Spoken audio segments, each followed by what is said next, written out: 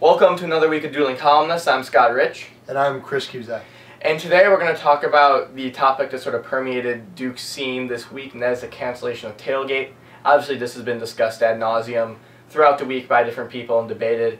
Since we're sports writers, we're going to focus specifically on the impact Tailgate and its cancellation could have or could not have on Duke football and student support of Duke football. So, Chris, what are your thoughts on this? I don't really think it's going to make that much of a difference. I think you've seen that students aren't willing to come out to games for more than just the fact that they're interested in tailgate. I think tailgate's a convenient excuse maybe, but I don't think it's the end all. I don't think that more students will come out to games because of this. See, I disagree. My problem with tailgate has always been that at Duke, tailgate overshadows football. And I feel like that it's become a habit where you don't say, oh, it's football Saturday, let's go to tailgate. You say, oh, it's tailgate Saturday, maybe I'll go to the football game. And yes, you know, you can talk about, yes, the football team hasn't been that good, tailgate was sort of a release, but I feel like this became a habit that was ingrained in the Duke student body from when this was an 0-11, 0-12 football team consistently, whereas now this Duke football is becoming a somewhat competitive, respectable football team.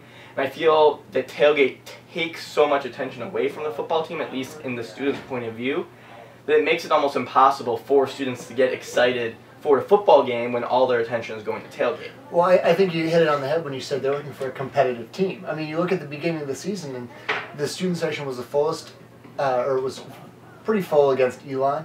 It was full against Alabama. For a quarter. Yeah, but again, the students here are looking for competitive games and chances to win. People here at Duke do not like following losing teams, and there are a lot of schools that'll do that. Duke is not one of them. Yeah, no, I agree with that, and that's part of the problem, but I think the tailgate has exacerbated that problem for a while by preventing students from actually embracing the football team because, again, that isn't their main focus. I always compare it to a situation. I grew up in Michigan. I was a huge Michigan football fan.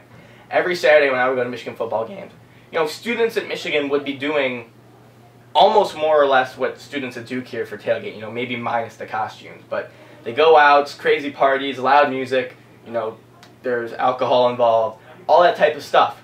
But the thing there is they're not tailgating for the sake of tailgating. They're tailgating to go to the football game.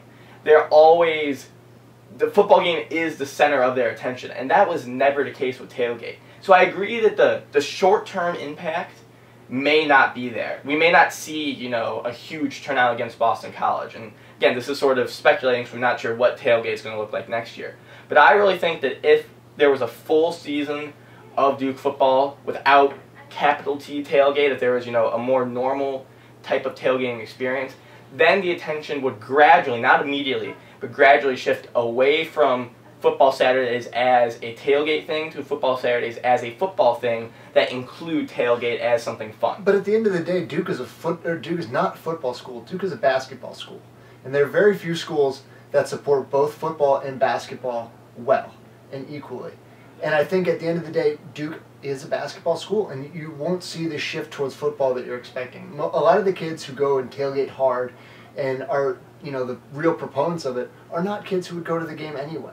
And most of the ones who are kind of on the border are not using tailgate as an excuse not to go to the game. No, I agree with you there, but I still think that if the main event at Duke on a Saturday was the football game, the people who go to tailgate would go to the football game for the social experience, for, you know, the togetherness. One of the main proponents of, or one of the main arguments for tailgate that you hear is, oh, you know, there's no fraternities or sororities, everyone's there together, everyone can enjoy themselves together. You can make the exact same argument about a Duke football game, and I feel like it's sort of hypocritical to not acknowledge that. But they're not eliminating tailgate completely. There's still going to be the opportunity for a social gathering before the game on the main quad somewhere, and sure, it's not going to be the same, but at the end of the day, you can still have a lot of beer on the main quad or whatever you're looking for, yeah.